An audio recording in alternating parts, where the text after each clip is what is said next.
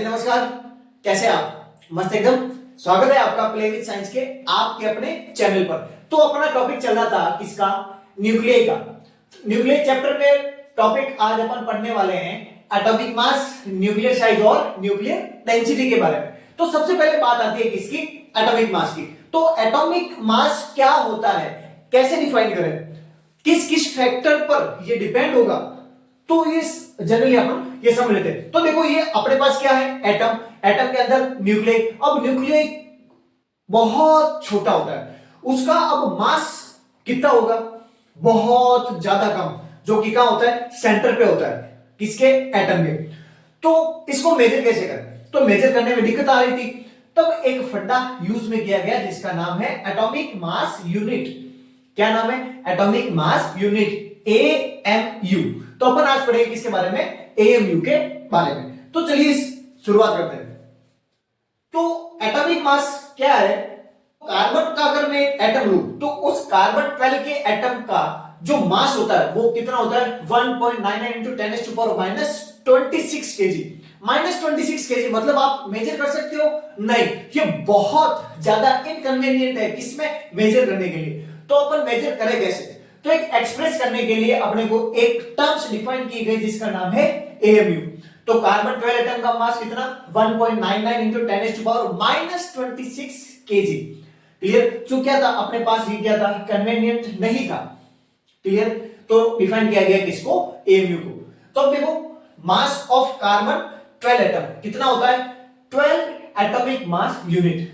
Carbon 12 atom का जो मास होता है वो 12 टाइम्स किसके? एटॉमिक मास यूनिट के होता है। तो अगर इसको डिफाइन करना चाहे कि AMU को अगर सर डिफाइन करो, तो डिफाइन करें तो देखो, one atomic mass is defined as carbon 1/12 of the actual mass of carbon 12 atom. कि जो एटॉमिक मास यूनिट होती है वो कार्बन 12 एटम के 1/12 पार्ट होता है। किसका? एटॉमिक मास का। सर कैसे? तो देखो, 1 AMU वो कार्बन 12 एटम के मास का 1/12वां पार्ट होता है। 1/12 part of the mass of carbon 12 atom, वो अपना क्या होगा? 1 AMU। क्लियर हुआ? ठीक है साहब।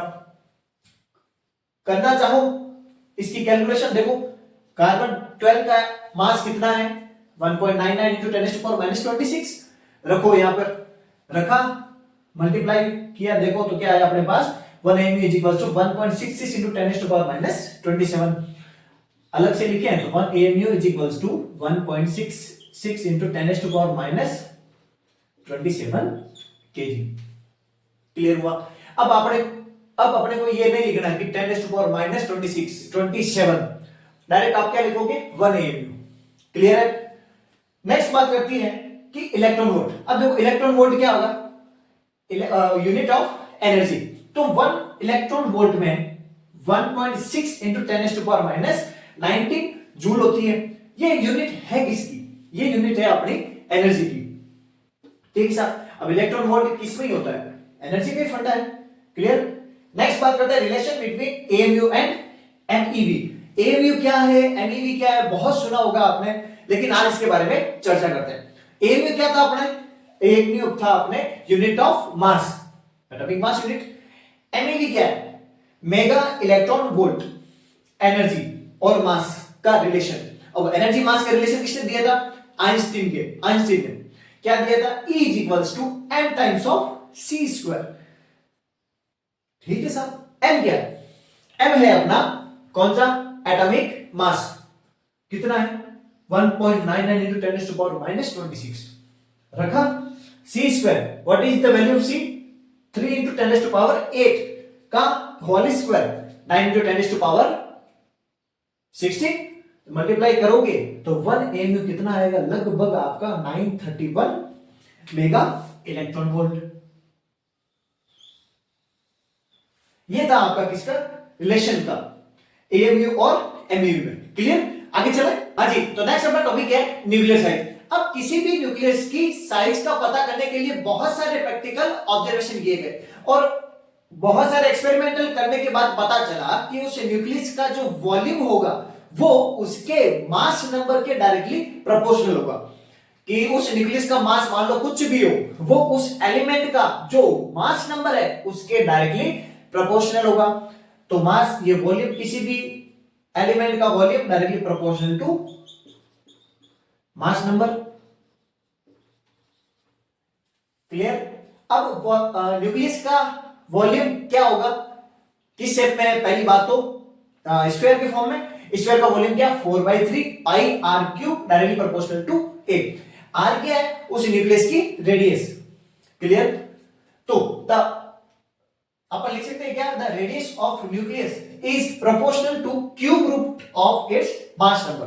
तो यहां से देखो, आर को अकेला करो और ए को अकेला करो, तो 4/3 constant, pi constant, then R cube directly proportional to A. यहां से हटाया तो R proportional to A raise to power 1/3 cube root of mass number. तो प्रोपोर्शनल का साइन बताया, एक कांस्टेंट आया आर नॉट, जिसकी वैल्यू होगी 1.2 into 10 raised to power -15 Fermi के रेशियो में होता है।